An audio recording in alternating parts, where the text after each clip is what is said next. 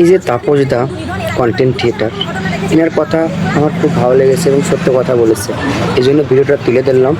অবশ্যই সবাই দেখবে, কমেন্ট শেয়ার অবশ্যই করবে। চিন্তা করি আসলে এদের ভিডিও দেখে না থাকে, এদের কন্টেন্টে শেখার কোনো কিছু না থাকে, কোনো সম্প্রীতির কথা, আর তার মধ্যে শুরু করেছে কিছু বিকৃতি নিউজ করা। অর্থাৎ দিনের পর দিন এরা উস্কানিমূলক কথা বলেই যাচ্ছে এবং মানুষের মধ্যে প্রতিনিয়ত হিংসা বিদ্বেষ ছড়িয়ে যাচ্ছে, আর তার বিরুদ্ধে না প্রতিবাদ করছে কোনো আইন, না করছে কোনো সাধারণ মানুষ। রিসেন্টলি বাংলাদেশের রংপুর জেলায় একই ফ্যামিলির 4 জন সদস্যকে নৃশংসভাবে হত্যা করা হয়। বাংলাদেশের United news of Bangladesh news অনুযায়ী নিহতরা হলেন রংপুর জেলা স্কুলের প্রাক্তন শিক্ষক গণপতি চক্রবর্তী, তার স্ত্রী প্রীতিলতা চক্রবর্তী, তার কন্যা পার্থী চক্রবর্তী এবং তাদের পুত্র প্রিয়ম চক্রবর্তী ওরূপে আয়ুষ, যিনি রংপুর জেলা স্কুলের 5ম শ্রেণীর একজন ছাত্র ছিলেন। এবার আসি তাদের সঙ্গে আসলে কি হয়েছিল। এখনো পর্যন্ত পাওয়া পুলিশের বক্তব্য অনুযায়ী 20 আগস্ট বৃহস্পতিবার রাত্রে মুগ্ধ দাস ও সিদ্ধার্থ দাস নামের 2 জন যুবক প্রথমে ইয়াবা সংগ্রহ করে। এরপর পাশের একটা ভবনে ছাদ দিয়ে তারা গণপতি চক্রবর্তীর বাড়ি ছাদে যান। পুলিশের দাবি সেখানে তারা ইয়াবা সেবন করছিল। তাদের শব্দ শুনে গণপতি ছাদে ওঠে, তাদের সেখানে থাকার কারণ জানতে চায় এবং তাদের ইয়াবা সেবনে বাধা দেয়। এখনো পর্যন্ত পুলিশের দাবি নিজেদের পরিচয় প্রকাশ হয়ে যাওয়ার আশঙ্কায় ওই 2 যুবক গণপতির গলায় গামছা পেঁচিয়ে তাকে শ্বাসরুদ্ধ করে হত্যা করে। গণপতির চিৎকার শুনে তার স্ত্রী প্রীতিলতা সিঁড়ি দিয়ে ছাদের দিকে উঠতে থাকে।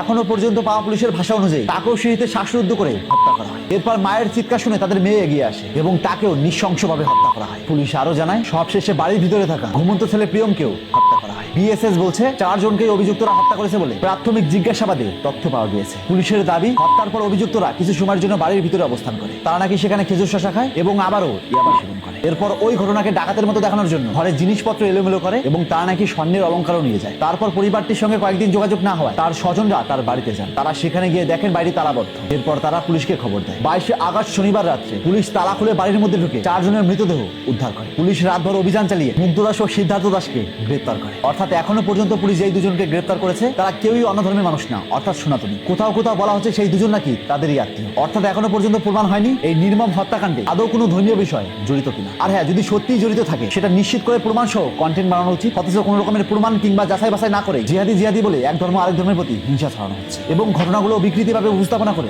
মানুষের মধ্যে দাঙ্গা লাগিয়ে ন্যারেটিভ ছড়াচ্ছে এবং সেই বিকৃতি নিউজ মানুষ বিশ্বাসও করে নিচ্ছে। হ্যাঁ, সে হোক যে কোনো ঘটনা, যদি সত্যি সেখানে হিন্দু মুসলিমের কোনো ব্যাপার হয়ে থাকে সেটা নিয়ে আওয়াজ তুলুন, সেটা নিয়ে কন্টেন্ট বানান। কিন্তু একটা ঘটনা ঘটেছে অন্য কারণে, সেখানেও আপনারা হিন্দু মুসলিম ঢুকাচ্ছেন। আইনের চোখে এটা কতটা ন্যায়সঙ্গত? এই বিকৃতি নিউজগুলো দেখে আদৌ কি মানুষের মধ্যে ঘৃণা ছড়ায় না? এক ধর্ম আরেক ধর্মের প্রতি বিদ্বেষ ছড়ায় না? তবে হ্যাঁ, সমাজে এমন প্রচুর ঘটনা ঘটে যেখানে হিন্দু মুসলিমের ব্যাপারটা থাকে, সেগুলো নিয়ে আলোচনা করুন, সেগুলো নিয়ে প্রতিবাদ করুন, কিন্তু কন্টেন্টের নামে হিংসা বিদ্বেষ ছড়ানো বন্ধ করুন। আপনাকে নিয়ে মানুষ কালো টম্পা বলেছে কিংবা আপনার ফটো বিকৃতি করেছে, আমি তার বিরুদ্ধে তীব্র প্রতিবাদ জানিয়েছি। কিন্তু পরবর্তী সময় বুঝতে পারলাম আসলে মানুষ আপনার গায়ের বর্ণের জন্য আপনাকে কালো বলে না, বরং আপনার কালো মনের জন্য মানুষ আপনাকে কালো বলে। যেহেতু নিজেকে প্রতিবাদী বলে ট্যাগ লাগিয়েছেন, তবে সে হোক যে কোনো ধর্মের, যদি অন্যায় হয় তার প্রতিবাদ করুন। এটাই তো একটা আদর্শ প্রতিবাদের বৈশিষ্ট্য। না হলে বিষয়টি এমন হয়ে যাবে নিজেকে প্রতিবাদী বললেই প্রতিবাদী হওয়া যায় না। তাই আপনাদের কাছে বিনীত অনুরোধ, এই হিংসা বিদ্বেষ ছড়িয়ে দাঙ্গা লাগানো বন্ধ করুন। সঠিক রিসার্চ করে তারপর ভিডিও বানান। হোয়াটসঅ্যাপ গ্রুপ থেকে ইনফরমেশন নিয়ে ভিডিও বানানো বন্ধ করুন। আর সবচেয়ে বড় কথা, আমি একটা কথা সবসময় বলি, সে হোক হিন্দু, মুসলিম, বৌদ্ধ বা খ্রিস্টান, যদি কোনো এক ব্যক্তি অন্যায় করে তাকে অন্যায়কারী বলেই সম্বোধন করুন। কারণ কোনো ধর্মই অন্যায় করতে উৎসাহ দেয় না। প্রত্যেক ধর্ম একটাই বার্তা দেয়, শান্তি। সে হোক হিন্দু, মুসলিম, বৌদ্ধ বা খ্রিস্টান। আর যারা এই শান্তির নামে অধর্ম করে তাদের এগেইনস্টে প্রতিবাদ করুন, আর সেটাই হবে সত্যিকারের প্রতিবাদ। কোনো কিছু একটা হাইড করা হচ্ছে, আমাদের কাছ থেকে কোনো কিছু একটা লুকিয়ে যাওয়া হচ্ছে,